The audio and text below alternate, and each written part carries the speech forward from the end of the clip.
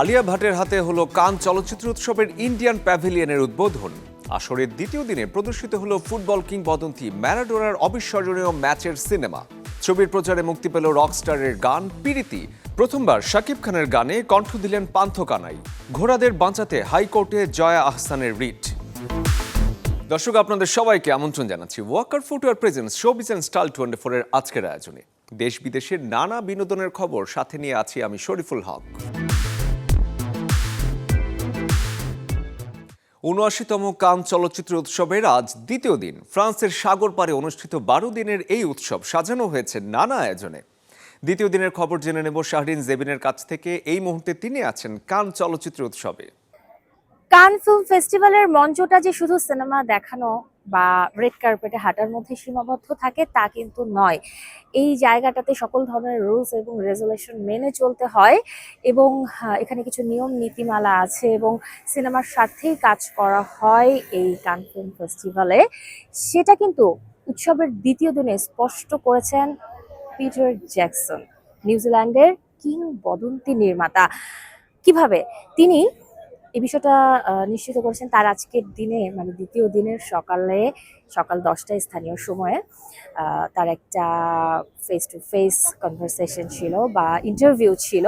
সেখানে বিভিন্ন দেশের জার্নালিস্টদের মুখোমুখি হয়েছেন, তাদের করা নানা প্রশ্নের উত্তর তিনি দিয়েছেন এবং সেখানে তিনি বলেছেন যে তাকে নাকি শর্টস পরে আসার জন্য একটা স্ক্রিনিং থেকে ফেরত যেতে হয়েছে, মানে তাকে বের করে দেওয়া হয়েছিল।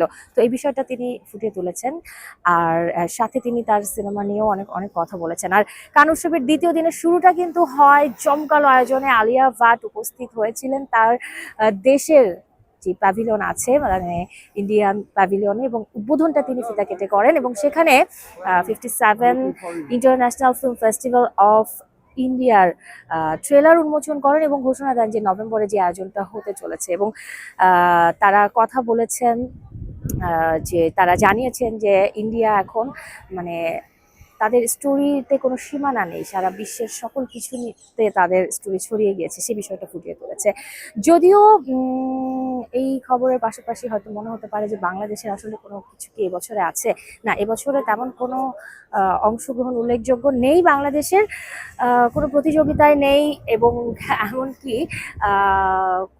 কোথাও নেই। বাট বাণিজ্যিক শাখাতে কানের 4টা স্ক্রিপ্ট নিয়ে আসা হয়েছে আলিয়াস প্রসেস দ্য চিটাগং এর উদ্যোগে এবং সেই স্ক্রিপ্টিংগুলো নিয়ে দেখানো হবে যেন এখান থেকে কানের যে বাণিজ্যিক শাখা আছে, যেখান থেকে আসলে ফান্ডিং পাওয়ার সম্ভাবনা আছে, সেই জায়গাতে আসলে বাংলাদেশের 4টে স্টোরি আছে।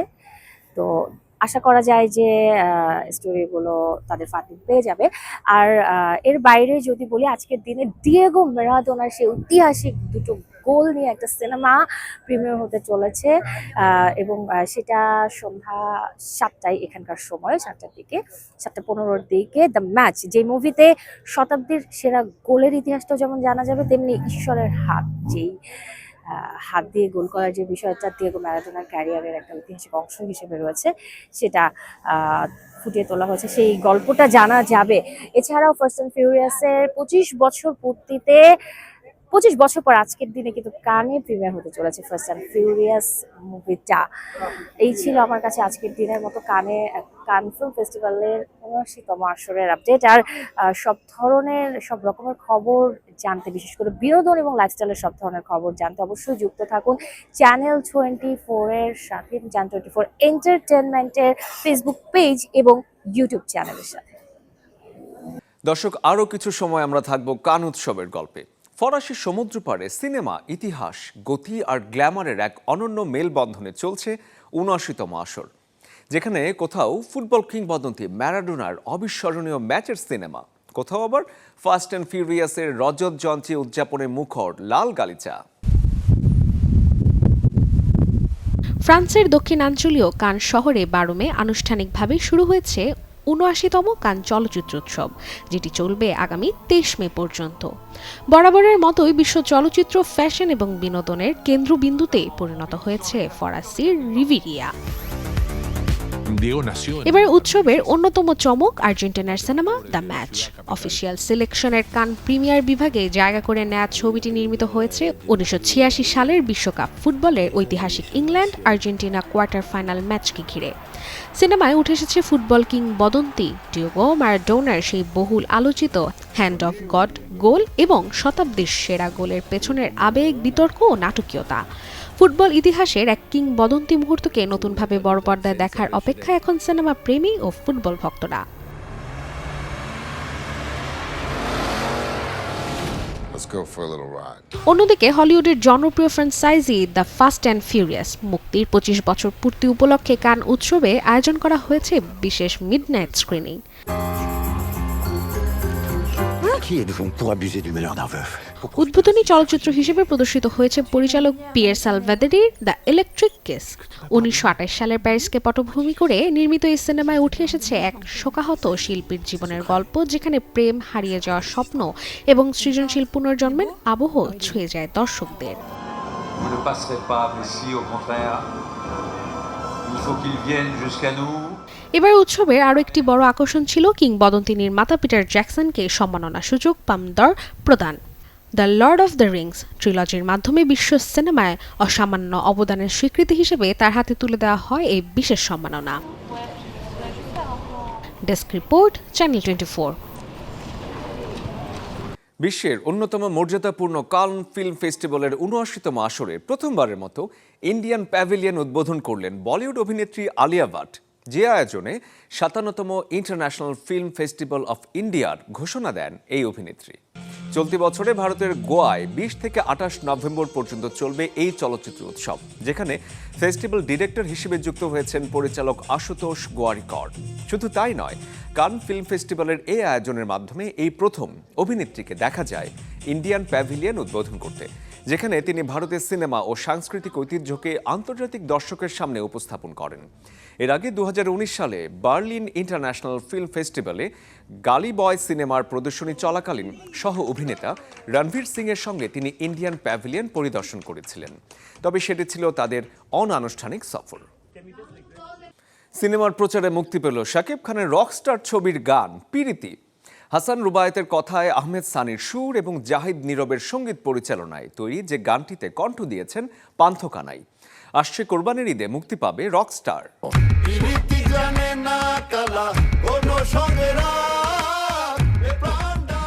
প্রকাশ পেল শাকিব খানের রকস্টার সিনেমার প্রথম গান পিরিতি। প্রকাশের পর থেকেই গানটি আছে আলোচনায়। কষ্ট, আবেগ আর ভালোবাসার মিশেলে তৈরি গানটি যেন দর্শক হৃদয়ে নাড়া দিচ্ছে। গানটিতে দেখা যাচ্ছে জেলখানায় বন্দি শাকিব খান। কোনো এক অজানা ভুলের মাসুল দিতে গিয়ে জীবনের কঠিন বাস্তবতার মুখোমুখি তিনি। চোখে না পাওয়ার যন্ত্রণা, ভাঙা স্বপ্ন আর বুক ভরা কষ্ট। হাসান রুবায়েতের কথায় আহমেদ সানির সুরে এবং জাহিদ নীরবের পরিচালনায় গানটিতে কণ্ঠ দিয়েছেন পান্থ কানাই।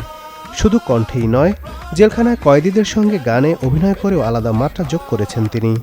বিষণ্ণ আবহ, হৃদয় ছোঁয়া সুর আর শাকিব খানের আবেগঘন উপস্থিতি মিলিয়ে পিরিতি যেন হয়ে উঠেছে ভালোবাসা আর বেদনার এক অনন্য প্রকাশ। অনেকের কাছেই পিরিতি শুধু একটি গান নয়, বরং অনুভূতির এক গভীর গল্প। একজন রকস্টারের জীবনের আলো অন্ধকার, ভালোবাসা আর ভাঙনের গল্প নিয়ে তৈরি হয়েছে সিনেমাটি, আর তারই আবেগঘন আভাস মিলেছে পিরিতি গানে। সবকিছু ঠিক থাকলে আসছে ঈদুল আজহায় প্রেক্ষাগৃহে মুক্তি পাবে রকস্টার। তরুণ নির্মাতা আজবান রুশো পরিচালিত সিনেমাটিতে শাকিব খানের বিপরীতে অভিনয় করেছেন সাবিলা নূর ও Tanjia Jawan Mithila. Desk report, channel 24। দর্শক, এবারে ১ মিনিটে জেনে নেব দেশ বিদেশের বিনোদনের আরও কিছু খবর। ঘোড়ার মাংস অবৈধভাবে বিক্রি ও বাণিজ্য বন্ধ করে নিষিদ্ধের নির্দেশনা দাবি করলেন অভিনেত্রী জয়া আহসান। সোমবার হাইকোর্টে এই রিট দায়ের করেন তিনি। বাতিল হলো কন্ট্রাক্ট ম্যারেজের সেন্সর। জানা গেছে, অভিনেত্রী জেবা জান্নাতের অভিযোগেই এমন সিদ্ধান্ত নেওয়া হয়েছে। বুধবার বাংলাদেশ চলচ্চিত্র উন্নয়ন কর্পোরেশনের ব্যবস্থাপনা পরিচালক মাসুমা রহমান তানি বিষয়টি নিশ্চিত করেন। স্পটিফাইয়ে বাংলাদেশের টপ আর্টিস্ট হিসেবে ধারাবাহিকভাবে স্বীকৃতি পেলেন তরুণ গায়ক তানভীর ইভান। দেখা গেছে আন্তর্জাতিক মিউজিক প্ল্যাটফর্মটিতে দেশের চেয়ে বিদেশি শ্রোতারাই বেশি শুনছেন তার গান। সম্পূর্ণ নতুন এক রূপে ভক্তদের চমকে দিলেন জনপ্রিয় গায়ক সুরকার আদনান সামি। সোশ্যাল মিডিয়ায় ভিন্ন যে লুকের ছবি প্রকাশ করে নিজের নতুন গানের বার্তা দিলেন তিনি। এক সিরিজ করে 5 সম্মাননা পেলেন হলিউডের তরুণ অভিনেতা ওভেন কুপার। নেটফ্লিক্সের আলোচিত সিরিজ অ্যাডলেসেন্সে অনবদ্য অভিনয় করে এমন ইতিহাস গড়লেন 16 বছর বয়সী এই অভিনেতা। পশ্চিমবঙ্গ বিধানসভা নির্বাচনের ফলাফল অনেকটাই পাল্টে দিয়েছে টলিউডের হাওয়া। তৃণমূলের ভরাডুবির পর তারকা বিধায়করা রাজনীতিতে ইতি টেনে ফিরছেন লাইট ক্যামেরা অ্যাকশনে। তালিকায় নায়ক দেব থেকে শুরু করে আছেন অভিনেত্রী সায়ন্তিকা, সায়নী ঘোষ, নুসরাত জাহান কিংবা নির্মাতা রাজ চক্রবর্তী। পশ্চিমবঙ্গের হাই ভোল্টেজ বিধানসভা নির্বাচনের উত্তাপ কমতে আবারও চিরচেনা ছন্দে ফিরছে টলিউড। রাজনীতির মাঠের লড়াই শেষে তারকারা এখন ব্যস্ত স্টুডিও পাড়ায়। দেব, মিমি কিংবা সায়ন্তিকার রাজ সবারই ফের মনোযোগ লাইট ক্যামেরা অ্যাকশনে। গেল কয়েক মাস ধরে শুটিং ফ্লোরের চেয়ে রাজনীতির মাঠেই বেশি দেখা গেছে টলিউড তারকাদের। তবে ভোটের লড়াই শেষ হতেই পাল্টে গেছে দৃশ্যপট। টলিউড সুপারস্টার দেব সবসময় রাজনীতি ও অভিনয়কে রেখেছেন সমান্তরালে। নির্বাচন পরবর্তী প্রতিক্রিয়ায় তিনি স্পষ্ট জানালেন, রাজনীতি মানুষের সেবার ক্ষেত্র হলেও তার আসল পরিচয় অভিনেতা হিসেবেই। অন্যদিকে নির্বাচনের ফলাফল ঘোষণার 96 ঘন্টা পেরোতেই নিজের রাজনীতিক ক্যারিয়ারে ইতি টানার ঘোষণা দেন চলচ্চিত্র নির্মাতা রাজ চক্রবর্তী। ভোটের মাঠে সক্রিয় থাকলেও অভিনেত্রী সায়নী ঘোষ এবং কৌশানী মুখোপাধ্যায়ও ফিরছেন শুটিংয়ে। সাথে অভিনেত্রী সায়ন্তিকাও জানালেন একই সিদ্ধান্তের কথা। তবে কেবল তারকাদের ব্যক্তি জীবনই নয়, নির্বাচনের প্রভাব পড়েছে টলিউডের সংগঠনেও। ক্ষমতার রদবদলে স্টুডিও পাড়ার অভিভাবকত্ব নিয়েও চলছে নানান সমীকরণ। সব মিলিয়ে নির্বাচন পরবর্তী টলিউড এখন নতুন শুরুর অপেক্ষায়। Desk report, channel 24। বলিউডের যোগ্য দাদা খ্যাত জ্যাকি শ্রফ পর্দায় আসছেন এবার সুপারহিরো হয়ে। সাইফাই এবং কমেডি ঘরানার মিশেলে তৈরি ছবিটির নাম দ্য গ্রেট গ্র্যান্ড সুপারহিরো। নির্মাতা মনীষ সাইনির পরিচালনায় প্রেক্ষাগৃহে সিনেমাটি দর্শক দেখতে পারবেন আগামী 29 মে। শৈশবের কল্পনা যেখানে বাস্তবকে ছুঁয়ে ফেলে, সেখানে সাধারণ গল্পই হয়ে ওঠে সুপারহিরোর অভিযান। আর সেই রঙিন জগৎকে কেন্দ্র করেই পর্দায় আসছে নতুন পারিবারিক শিশুতোষ ছবি দ্য গ্রেট গ্র্যান্ড সুপারহিরো। নির্মাতা মনীষ সাইনি পরিচালিত এই ছবিতে মুখ্য ভূমিকায় রয়েছেন বলিউড তারকা জ্যাকি শ্রফ, যার সঙ্গে আরও আছেন প্রত্যেক স্মিতা পাতিল, ভাগশ্রী দাসানি, শরৎ সাক্সেনা সহ এক ঝাঁক পরিচিত মুখ। শিশুদের কল্পনার জগৎকে বড় পর্দার জীবন্ত করে তুলতেই তারকা সমৃদ্ধর আয়োজন।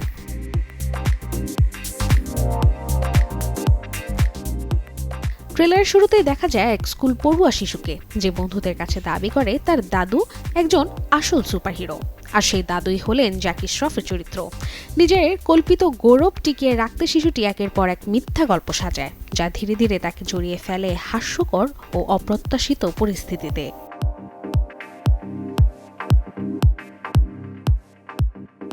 গল্পে মোড় নেয় আরও এক অদ্ভুত দিক, যখন হঠাৎ পৃথিবীতে নেমে আসে 2 এলিয়েন এবং জানায় এক ভয়ঙ্কর আক্রমণের আশঙ্কার কথা। তখনই প্রশ্ন ওঠে, এই সংকট থেকে কি সত্যি জেগে উঠবে দাদুর লুকিয়ে থাকা শক্তি, নাকি সবটাই থাকবে কল্পনার গণ্ডিতেই? জানা গেছে আসছে 29 মে প্রেক্ষাগৃহে মুক্তি পাবে ভিন্ন ঘরানার এই cinema the great grand superhero. Desk report, channel 24।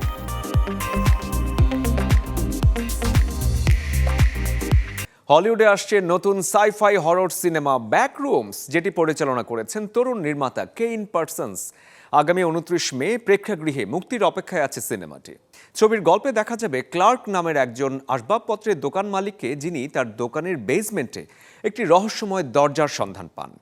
দরজা দিয়ে প্রবেশের পর আটকে পড়ে এক গোলক ধাঁধায়, যা বিজ্ঞানের সাধারণ কোনো নিয়মই মানে না। গল্পে আরও দেখা যাবে একজন থেরাপিস্টকে, যিনি তার নিখোঁজ রোগীকে উদ্ধারের জন্য সেই অদ্ভুত এবং ভয়ানক দুনিয়ায় প্রবেশ করতে বাধ্য হন। সিনেমায় প্রধান চরিত্রে অভিনয় করেছেন চিউয়েটেল এজিওফোর এবং রেনেট রেইনসওয়ে। এছাড়াও গুরুত্বপূর্ণ চরিত্রে দেখা যাবে মার্ক ডুপ্লাস, ফিন বেনেট এবং লুকিতা ম্যাক্সওয়েলের মতো তারকাদের। দর্শক, আমরা এতক্ষণ ছিলাম বিনোদনের নানা খবরে। এবারে আপনাদের জানাবো জীবনযাপনের গল্প, দেখব লাইফস্টাইলের কিছু আপডেট। গরমের সময় বাইরে বেরোলেই ঘেমে নিয়ে নাজেহাল হন অনেকেই, সাথে শরীরে জমা হয় দুর্গন্ধ। এর জন্য অবশ্য দায়ী প্রতিদিনের নানা খাবার। তাই বেছে নিতে পারেন এমন কিছু মেনু যাতে সুস্থতার পাশাপাশি শরীর থাকবে ঠিকঠাক। প্রতিদিন ভালোমতো শরীর পরিষ্কার আর সুগন্ধি ব্যবহার করার পরেও কমছে না শরীরের দুর্গন্ধ। অনেকেই বিষয়টি নিয়ে বেশ বিরক্ত। গবেষণায় দেখা গেছে খাবারের প্রভাবেই শরীরে কখনো কখনো দুর্গন্ধ তৈরি হয়। মূলত অতিরিক্ত মশলাযুক্ত খাবার খাওয়ায় তৈরি হতে পারে এই সমস্যা। রসুন, পেঁয়াজ, বাঁধাকপি, ফুলকপি বা ব্রোকলির মতো খাবারে সালফার বেশি থাকায় এগুলো থেকে শরীরে তীব্র গন্ধ তৈরি হয়। মশলাযুক্ত খাবার, রসুন বা পেঁয়াজ বা লাল মাংস যদি খেয়ে থাকি, সেটা থেকে একটা সালফার যৌগ শরীরের ঘামের সাথে একটা তৈরি হয়ে একটা ব্যাড স্মেল তৈরি করে। এবং একই সাথে যদি আমরা ফাস্টফুড রিলেটেড খাবার বা ফ্যাট জাতীয় যে খাবারগুলো যদি বেশি খেয়ে থাকি, এটা আমাদের বডিতে টক্সিনটাকে জমে রাখতে সাহায্য করে এবং এটা থেকে একটা দুর্গন্ধ তৈরি হয়। সেই সাথে এটা আবার কিছু কিছু ক্ষেত্রে কিছু রোগের ক্ষেত্রে ডিফারেন্টও হতে পারে। যেমন ধরেন যদি কোনো ডায়াবেটিকের পেশেন্ট থাকে বা লিভারের কোনো পেশেন্ট থাকে, তাদের ওই স্মেলটা আবার এটা একটা চিকিৎসা সুলভ হতে পারে, ওইটা একটু ডিফারেন্ট ইস্যু। খাদ্যাভ্যাসে পরিবর্তন আনলে আবার ফিরে আসতে পারে শরীরের স্বাভাবিক গন্ধ। টক জাতীয় খাবার খাওয়া, পরিমিত পানি পান সুস্থতার পাশাপাশি শরীরের গন্ধ ঠিক রাখে, এমনটা জানালেন পুষ্টিবিদ। ফলমূল, শাকসবজি এবং আমি যদি পর্যাপ্ত পরিমাণের পানি পান করি, সেটা যেমন আমাদের শরীরকে ভেতর থেকে সুস্থ রাখতে সতেজ রাখতে সাহায্য করে এবং এটা বডিটাকে ডিটক্সিফাই করে। ডিটক্সিফাইয়ের মাধ্যমে আপনার বডি থেকে দুর্গন্ধটা কমাতে হেল্প করে। দীর্ঘ সময় না খেয়ে থাকলেও শরীরের গন্ধ বদলে যেতে পারে। শরীরে কঠিন কোনো রোগ বাসা বাঁধলেও তৈরি হতে পারে দুর্গন্ধ। গাজী আনিস, চ্যানেল 24। 19 শতকের শুরুতে নারীদের হেয়ার স্টাইলে ব্যাপক জনপ্রিয়তা পায় বব কাট। পরের দশকগুলোতে ইমো, পিক্সি, জ্যামিতিক বব সহ নানা ধরনের হেয়ার কাট পেয়েছিল জনপ্রিয়তা। তবে 2026 সালে এসে ট্রেন্ডে যুক্ত হয়েছে বাটারফ্লাই লেয়ার। এই কাটটি কাদের ক্ষেত্রে মানানসই আর কিভাবে স্টাইলিং করলে সবচেয়ে ভালো দেখাবে আপনাকে, এবারে জানবো তার আদ্যোপান্ত। কখনো বব, কখনো ঢেউ খেলানো চুল, কখনো আবার রোল করা। সময়ের সাথে সাথে ফ্যাশন বদলায়, আর সেই পরিবর্তনের বড় একটা অংশ জুড়ে থাকে চুলের কাট। মেয়েদের চুলের কাট শুধু সৌন্দর্যেরই অংশ নয়, অনেক সময় এটি ব্যক্তিত্ব, বয়স, পেশা, সাথে সমকালীন সিনেমা বা সংস্কৃতিরও প্রতিফলন। চলতি সময়ে ট্রেন্ডে আছে এক বিশেষ ধরনের লেয়ার কাট, যার নাম বাটারফ্লাই হেয়ার কাট। এরকম নামকরণের কারণ চুলকে কাটা হয় একাধিক লেয়ারে, যে কারণে চুল সেট করার পরে এই লেয়ারগুলো প্রজাপতির ডানার মতো ছড়িয়ে থাকে। বাটারফ্লাই কাটে চুল অনেকটা হালকা ফ্লোই ধরনের ভাব আসে। এই কাটে চুলকে বিভিন্ন স্তরে ভাগ করে কাটা হয় যাতে আলাদা করে দৃশ্যমান হয়ে ওঠে প্রতিটি লেয়ার। তবে এখানে একটি গুরুত্বপূর্ণ বিষয় হলো প্রথম লেয়ারটি খুব ছোট রাখা যাবে না। মাঝারি দৈর্ঘ্যের লেয়ার রাখলে এই কাট চেহারায় আনবে অনেকটাই ন্যাচারাল লুক। যদিও কাটটি বিভিন্ন দৈর্ঘ্যের চুলেই করা যায়, তবে কাঁধ পর্যন্ত লম্বা চুলে এটি সবচেয়ে বেশি আকর্ষণীয়। এই দৈর্ঘ্যে চুলের এক একটি স্তর সুন্দরভাবে চোখে পড়ে, চুলে তৈরি হয় ঢেউ খেলানো একটা ভাব।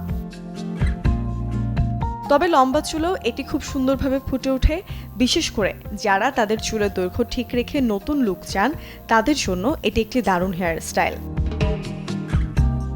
কিন্তু বাটারফ্লাই কাটের একটি বড় বৈশিষ্ট্য হলো এটা অনেকটাই সেটিং ডিপেন্ডেন্ট, অর্থাৎ শুধু কাট করলেই এর আসল সৌন্দর্য ফুটে ওঠে না। সঠিকভাবে ব্লো ড্রাই অথবা আউট কার্ল করে সেট করা হলে তবেই কাটটি তার পূর্ণ রূপ পায়।